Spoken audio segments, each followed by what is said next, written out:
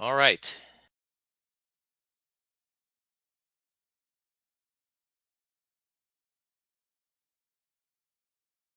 All right, we're going to go through some definitions first and go through the gas laws, and then we will get into the basic refrigeration cycle, and we'll see how that all relates. I know modules 1 and 2 are tough, a lot of formulas, a lot of talk about how many BTUs does it take to take a 10-pound block of ice at minus 10 degrees and make it into 250 degrees steam, but that's all for a purpose. We'll kind of get into that in just a bit.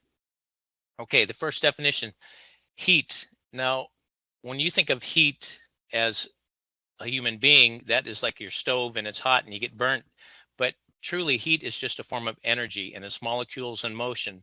So even with an ice cube that's at 32 degrees, there are molecules in that ice that are moving and there's still heat there. It isn't until you get down to minus 460 degrees and all molecular motion stops. And that's never been reached yet.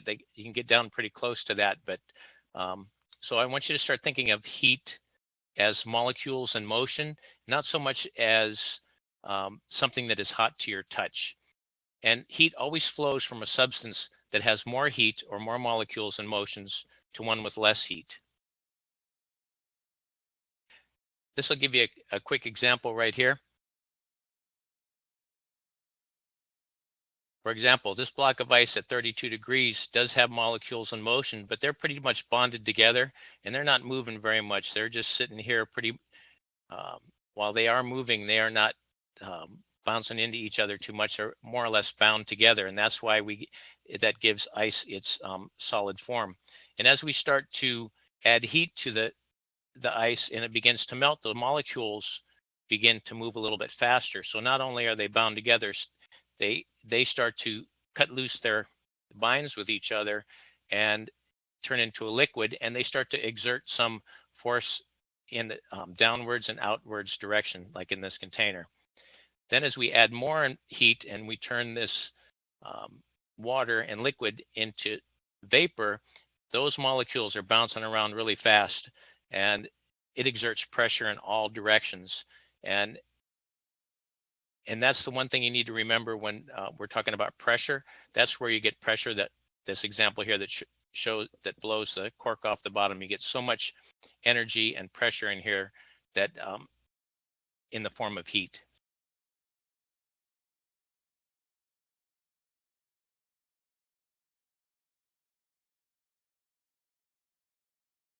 Okay, heat flow. When I talked about heat earlier as molecules in motion, so this makes sense to us. If we have a 100-degree Fahrenheit block of lead here and set it next to a 75-degree Fahrenheit block of lead, of course, we recognize that the heat will flow from the substance with more heat or molecules in motion to one with less. But now we don't usually think of minus 200-degree Fahrenheit and minus 350-degree Fahrenheit as having heat, but it still does. It has molecules in motion, although not as much as these blocks up here.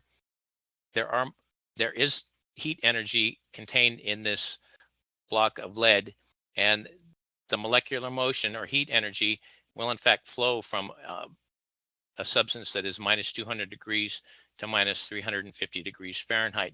And that's why I want you to think about heat again as molecules of motion, not something that is hot or cold to our touch.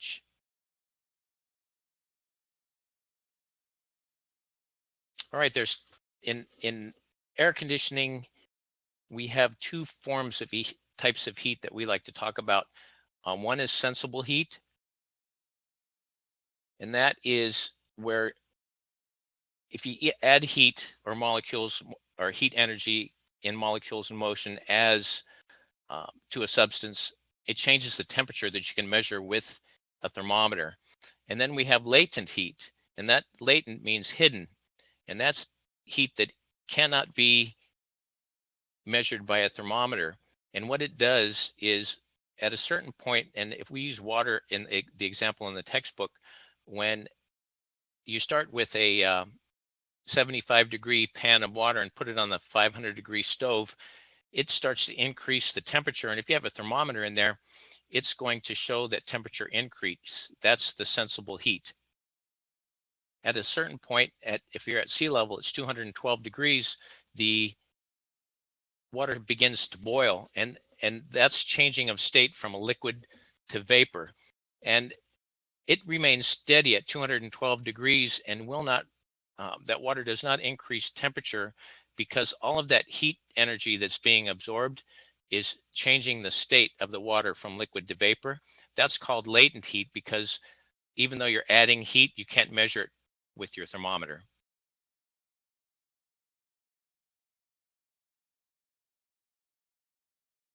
Okay, saturation. And we'll talk about water first, then we're going to talk about refrigerants because they're very similar in their properties. The saturation is when a substance is in the form of both liquid and vapor, and if heat is added, it'll begin to change state into vapor. And if heat is removed, it will change state back into liquid. So the definition of saturation is when a substance is in the form of both liquid and vapor. When we add heat, it changes state, begins to change state into vapor. And when we remove heat, it will begin to change state back into liquid.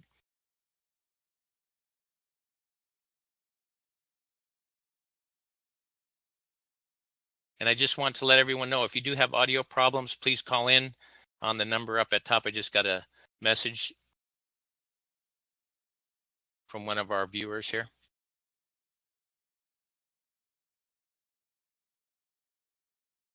Okay, changing state.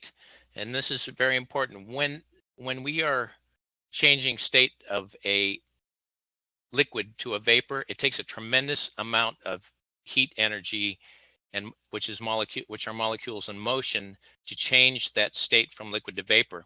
And when that condenses back down from vapor to liquid, all the energy, the heat energy that's been absorbed, is released.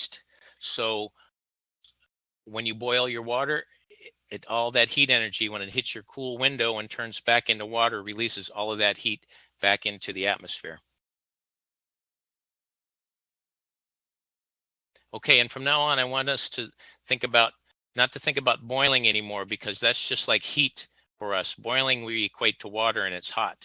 We want to think about changing state rather than boiling, because it gets confusing with refrigerant. Again, it makes sense when you have a beaker of water here and you're adding heat to it and it's boiling and you put your finger in there and you get burned.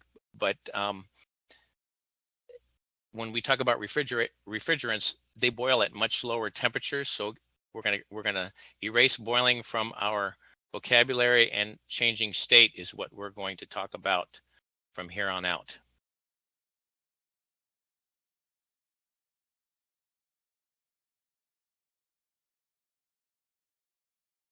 All right, so here is the diagram from our textbook, and it starts out at the bottom of the graph with 0 degree ice.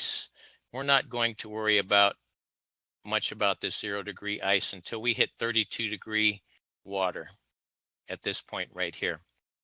Let's talk about this water. We have that water on the stove like we talked about earlier, and as it is heated up on the stove, the temperature begins to rise. At this point, we're at 100 degrees over here. Now, as that heat that is being added raises the temperature, that is the sensible heat. Remember, sensible heat is heat that can be measured with a thermometer. At 212 degrees, our water is at saturation. It's at its saturation point. It is absorbed as much sensible heat as it can absorb, and any heat that is added from this point on changes the state of the water from liquid to vapor.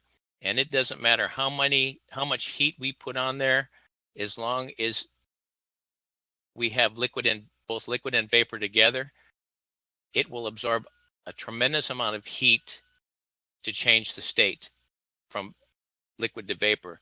At a certain point, when all of the liquid has been changed to vapor, it will again start to pick up sensible heat here, and it raises the temperature of the steam. Now, I want you to take a look at this. If we take 32-degree water and we go back down here, it is 160 BTUs to get it to that point. And then we raise the temperature to 212 degrees. It only takes 180 BTUs of heat to do that. That's not a lot of energy in the form of molecules in motion. So raising the temperature of something really doesn't absorb or release a lot of heat. But when we hit this point right here where it's at its saturation point, and we take that pan of water and we turn it from liquid into vapor, it takes 970 BTU of latent heat to do that. And this is with 1 pound of water. So this is where the refrigeration process happens. Not with water, but with refrigerant. So I want you to remember that changing of state requires a tremendous amount of heat in the form of molecules in motion. And if we go backwards down this chart, and we hit the saturation point where it is almost all steam and just starting to turn into liquid, from vapor to liquid, all of the heat that we gained as we travel back down from vapor to liquid, that all that 970 BTUs is released from the water until it hits 211 degrees, and then it's going to start losing its sensible heat. Again, this is where the refrigeration process takes place.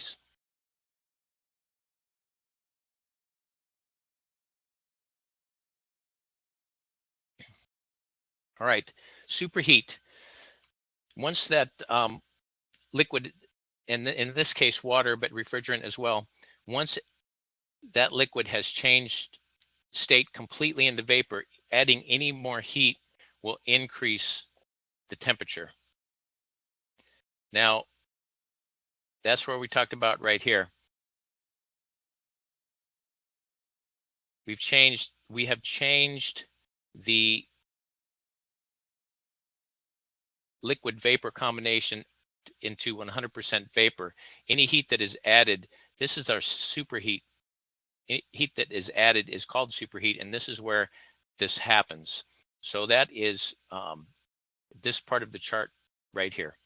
So when you think about superheat, it is heat that is added above the saturation point after it turns into 100% vapor, whether it be water or refrigerant. So if you measure the temperature of your refrigerant or water, and you subtract the saturation temperature from it, what is remaining is the superheat. And this is when it's in the vapor form.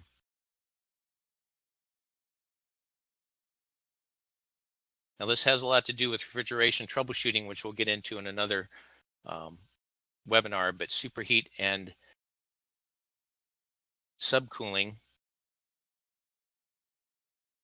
are important. So subcooling. Okay, so once our vapors change completely back into liquid, and we're 100% liquid, removing heat will decrease the temperature. So we're removing sensible heat. So if you take your saturation temperature and then you measure the temperature of the liquid, the difference is subcooling. Now on our chart, that's what happens right down here. So here we're at saturation point. We're dumping all of the latent heat. At this point, from here downwards is our subcooling. So we'll get into this again in more detail, but actually the entire refrigeration cycle happens between subcooled liquid through the saturation point up to superheated vapor, and then back down again down to this chart. When we get into the refrigeration cycle, we will explore this chart a little bit further. Okay, gas laws. I know they had Boyle's law, Dalton's law, the law of combined gas. What you really need to know is if you compress a gas and reduce its volume, both the temperature and pressure will increase. So if you have a piston and you put air in that piston and you compress that piston, you think about it. Heat and pressure are molecules in motion. So if you reduce the amount of space those molecules have to bounce around, that heat is increased, and so is the temperature. And conversely, if you expand that gas and pull that piston back down, both the temperature and the pressure will decrease because those molecules that are in motion don't bounce as fast and against each other to create that heat and pressure. So that's the one thing you need to remember with the gas law. If you increase pressure, you increase temperature. If you increase temperature, you increase pressure as well. And the same thing, if you decrease the pressure, you decrease the temperature. They happen together.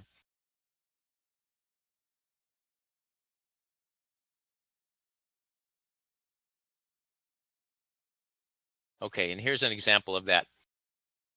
So here's our piston, and we fill this piston with air, and it's at atmospheric pressure, which is 14.7 psi, and we reduce this piston by half the size. We compress this gas, and we reduce the volume in half.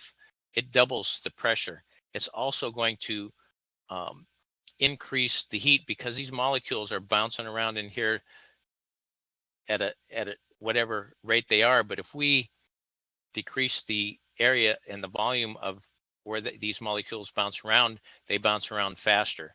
And when they bounce around faster, remember, heat is our molecules in motion. The more motion, the more heat that's generated.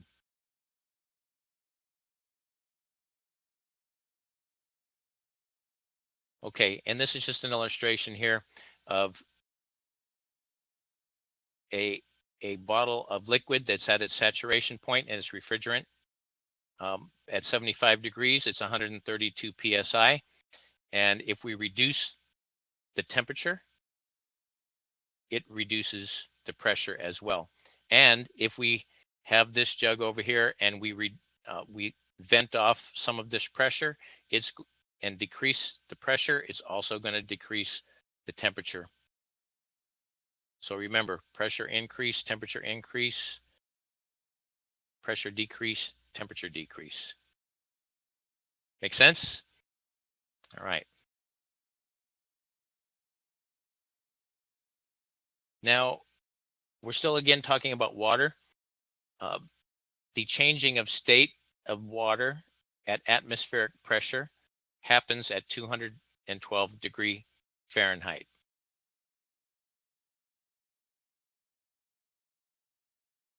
And we can see that right here. This is a pressure temperature chart for water. And the way, when we're looking at any type of pressure temperature chart, this is talking about saturation temperatures and pressures. That's when we are both liquid and vapor.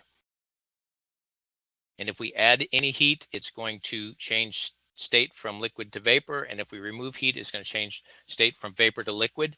Once we're 100% liquid or 100% vapor, this chart right here has no bearing whatsoever on what's going on. So this is a pressure temperature chart or PT chart for water. And we have these charts for refrigerant as well. But let's look at this. This is atmospheric pressure down here at the bottom, 14.7 psi. And at atmospheric pressure, water will change state at 212 degrees. Now, let's say we reduce that atmospheric pressure and we put the water into somewhat of a vacuum. We can change the state of that water at 70 degrees Fahrenheit. And the same thing happens if you increase the pressure, and it increases the temperature that the water changes state. And we'll get into this again when we get in the refrigeration cycle. This will start to make some more sense. So at 15 psi in a pressure cooker, water doesn't change state until it hits the 250 degree Fahrenheit range, and that's when it hits saturation, where it's both liquid and vapor are present. And if we add heat, it's going to change state from liquid to vapor, and if we remove heat, it's going to change state from vapor to liquid.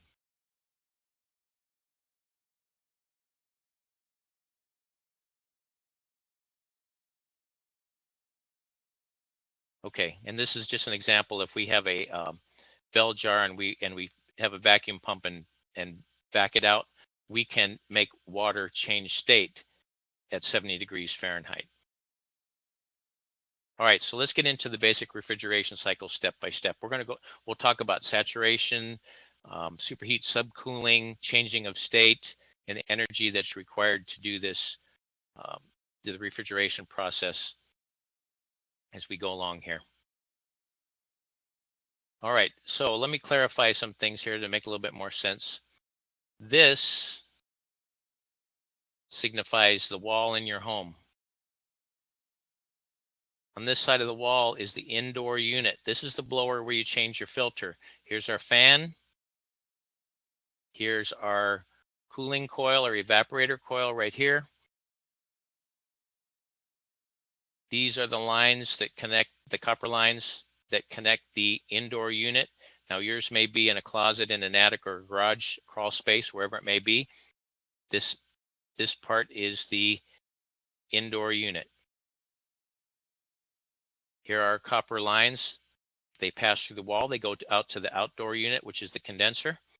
And this is what sits outside your home. Here's the condenser fan. Here's the condenser coil. Everything else has been removed from this diagram to help us get a better idea of the refrigeration cycle. Now, I know our textbook starts the refrigeration cycle at the compressor. I like to start it here at the metering device.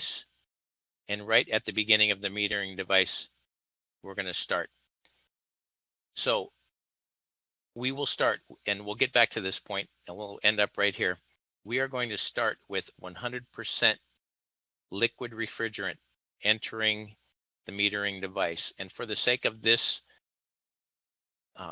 webinar, we are going to just take a look, think about our metering device as a restriction in our line right here. And what it does is it will, whatever type of metering device it may be, it will reduce the pressure as the refrigerant moves through the metering device. Now, our gas laws tell us when we reduce pressure, we also reduce temperature. So at this point in the refrigeration process, after the liquid refrigerant has passed through the metering device, the refrigerant itself is 25% vapor and 75% liquid. And remember, that puts it right from liquid directly into its saturation point, because saturation is when we have both liquid and vapor present. So we now have saturated refrigerant at our indoor coil. And we have our indoor fan that is blowing 75-degree room air across our evaporator coil with our saturated refrigerant in there. And remember, when refrigerant or anything else is at its saturation point, if you add any kind of heat, it's going to change the state of the refrigerant. So it's going to start, it's already 75% liquid and 25% vapor, and it is going to continue to change state as it passes through the evaporator coil. And it's changing state from liquid to vapor. And remember that when we are changing state, that requires a tremendous amount of heat energy. So all of the indoor 75-degree air that's passing across this coil, the heat energy in the form of molecules in motion are being removed from the air. So as we remove the heat, we're able to now blow out 55-degree Fahrenheit room air and begin to cool the home. So we really don't cool the house. We remove the heat from the air, which makes it feel cooler. Now let's take a look at something here. So we're at 75% liquid, 25% vapor as we exit the metering device. And we are at 69 psig, which equates to 40 degrees Fahrenheit.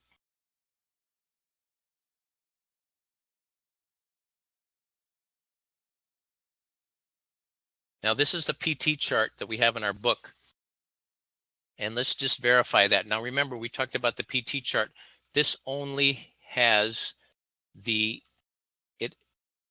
it only relates to our refrigerant when it's at the saturation point. So that's when we're at that saturation point right now at the coil. Now in this example, we're using R22 refrigerant, which happens to be this column right here. And if we go back,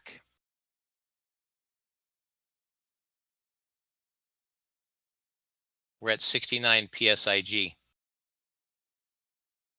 So let's take a look. Let's go down this chart. And this is our pressure column for R22. And at 69 psig, which is right about here, if we read it over to our temperature column, you can see that when we have saturated refrigerant at, for the sake of argument, 69 psig, it is 40 degrees.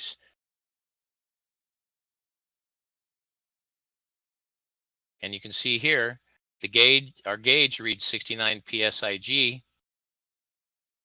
and we have our thermometer on. We can't really measure this in the coil, but for the sake of our class, we do. If you could measure that coil, we would read 40 degrees. And as this saturated refrigerant passes through the evaporator coil, it is starting to change state more and more and more, and we're going from changing state from liquid to vapor, picking up more heat in the form of latent heat. Again, that's changing of state. And at this point, we're at about 50-50, 50% vapor, 50% liquid, and we are still at 69 psig and still at 40 degrees Fahrenheit because we're still at that saturation point. Remember, any heat that's picked up is not measurable when we're at the saturation point. It changes the state of the refrigerant. So it's changing state from liquid to vapor as we move through the evaporator coil, and it's sucking the heat out of the indoor air. Now, at a certain point where the engineers designed this coil, we are now going to change this refrigerant is now no longer going to be at its saturation point. Although it's still at 69 psig, we are now at the 100% vapor point. And from here on, we are no longer picking up sensible heat. We're no longer picking up latent heat, we're picking up sensible heat.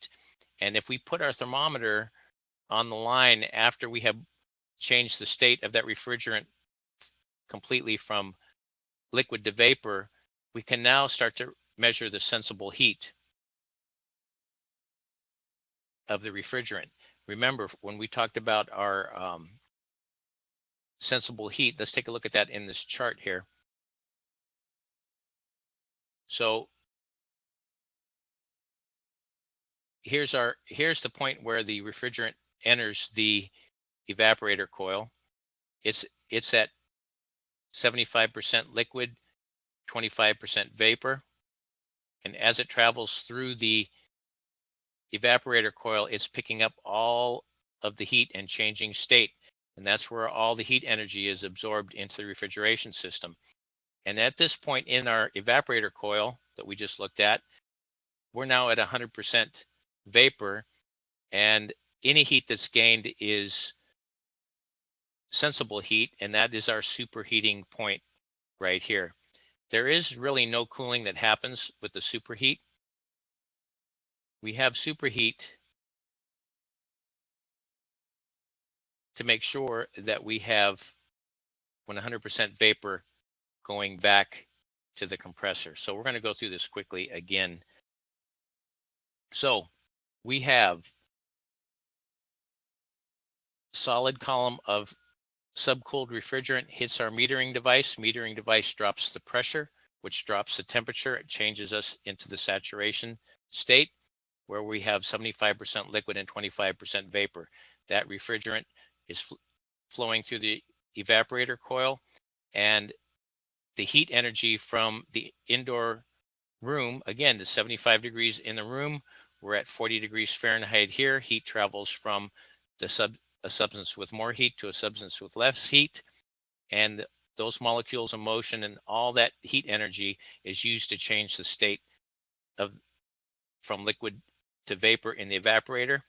At a certain point designed by the engineers, we hit 100% vapor, and any heat that's gained is in the form of sensible heat, which is our superheat, and that makes sure that we have 100% vapor going back to the outdoor unit to the compressor, because we all know you can't compress liquid. All right, so we hit the compressor with 100% vapor that has 20 degrees of superheat added to it. It's 100% vapor. Now remember our gas laws. So when this compressor compresses the refrigerant, it increases the pressure, which increases the temperature. Now we have 20 degrees of superheat in this vapor, and after it comes out of the compressor, it still contains that 20 degrees of superheat. And as that refrigerant travels out of the compressor, it is beginning to cool down, and it's de-superheating, and it's just letting off the sensible heat as it enters into the condenser coil. So we're at 278 psig, and at a certain point in the condenser coil, we are going to hit the saturation point of this refrigerant. And if we take a look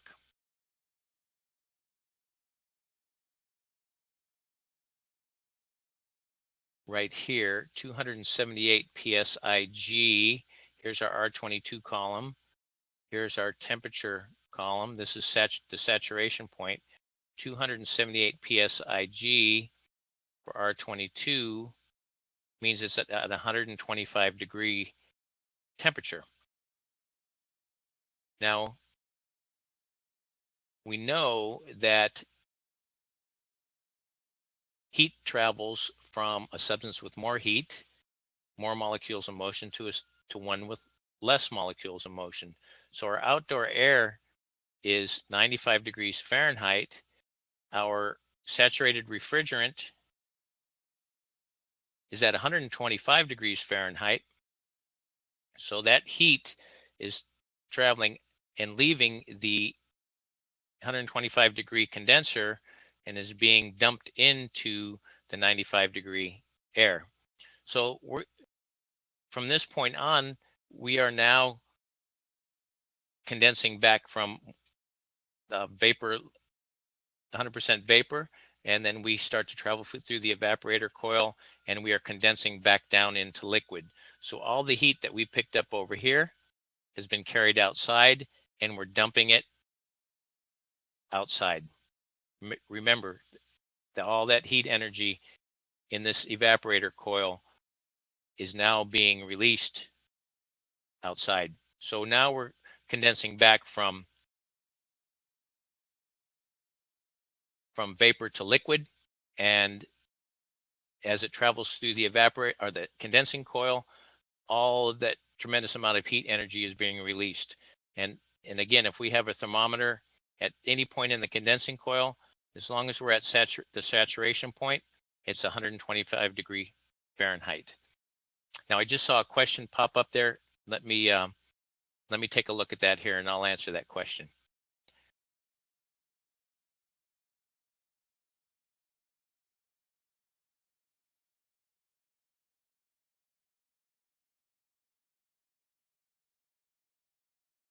Okay, Andrew, I'll get back with you on that question.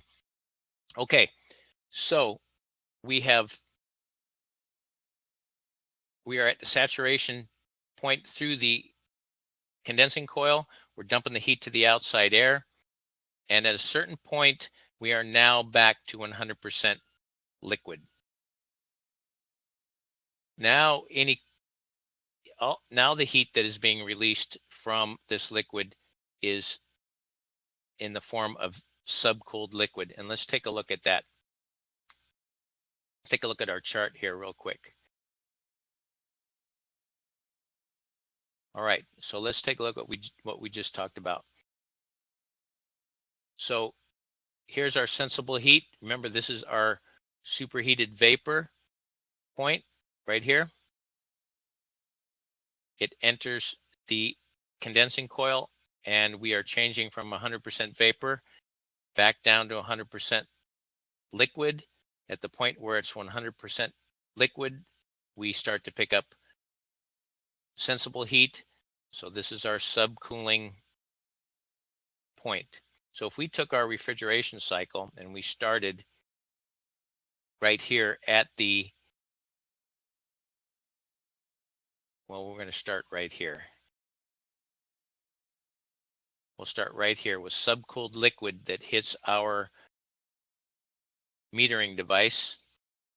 It goes immediately from subcooled liquid to its saturation point, travels through the evaporator, boils off the refrigerant, which is changing state. It takes tons of heat to do that, absorbs all that heat till it's 100% vapor, and then it goes into the superheating part where it's picking up sensible heat. At that point, it hits the compressor, it gets compressed, and the first part of the condensing coil desuperheats, removes the heat. We hit the saturation point. It comes back down as it condenses back down from the saturation point into 100% liquid, goes through the evaporator, or the condenser, excuse me, and it becomes subcooled liquid again. Then it hits the metering device, goes back through the evaporator coil, and that is our refrigeration cycle. So what we do is we take, actually in refrigeration, is we take heat from a place where it's not needed, which is your home, and we take it and release it to a place where it really doesn't matter, which is outside. And it's all done through the refrigeration process. So let's go through this one more time, then we'll have about 10 or 15 minutes for questions and to wrap this up. All right, so we're going to start. We hit our metering device with a solid column of subcooled refrigerant. The metering device immediately drops the refrigerant from subcooled into the saturation point where it's 25% vapor and 75% liquid. Travels through the evaporator coil where the indoor room air is blown across the evaporator coil, and the heat is from the indoor room air is transferred from the room air and is used to change the state of that refrigerant, and that requires tons and tons of heat energy to do that. So we are changing state all the way through the evaporator coil till we hit the certain point where we have, is designed by the engineers, all of the refrigerant is boiled off, and we are now 100% vapor, and any heat that is picked up doesn't really cool anything, but it does ensure that we have 100% vapor heading back to the compressor. So we have superheated vapor coming back to the compressor. The compressor uses the compression cycle to increase the pressure, which in turn increases the temperature, and we have superheated vapor leaving the compressor. As it travels through the first part of the evaporator coil, it is shedding all of the superheat. That's called desuperheating, until we hit the saturation point again of the refrigerant, and we're changing state back from liquid to vapor. As it travels through the evaporator coil, all of that heat that is picked up inside the house is now released outside as it changes state. At a certain point in the condensing coil, we have now changed all of the refrigerant back into liquid, and we have subcooled liquid. We have the subcooling process, which makes sure that we have 100% liquid coming back to the evaporator coil. Now that is our refrigeration process. That's the basic refrigeration process. Now, if you're in one of my students in the HVAC class, we're going to go through this again using a TXV. We'll talk about overcharging and undercharged systems and how that affects the refrigeration cycle and system performance as well. So I saw we had a couple of questions, so let's see if we have any. And Andrew, if you just want to hang on there, let me know, and then I'll chat with you in just a bit.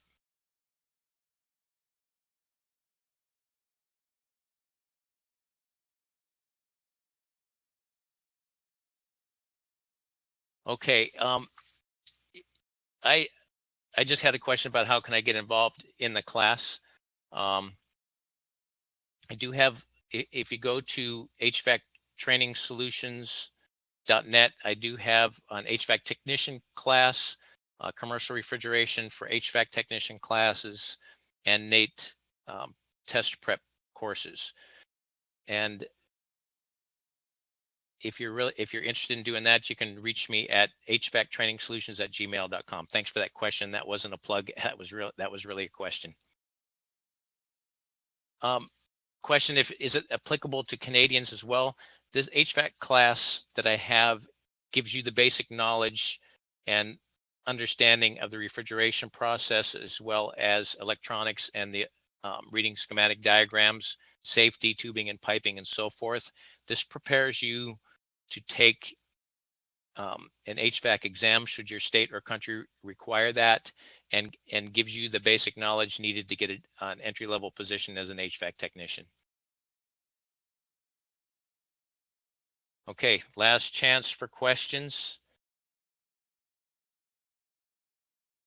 I'd like to thank everyone for coming. If you go to hvactrainingsolutions.net, we do have our online training calendar, and you can check out our training there. And Joe, I'll ask if you want to stay late and have any questions answered, please feel free to do so. The rest of you, thank you very, very much.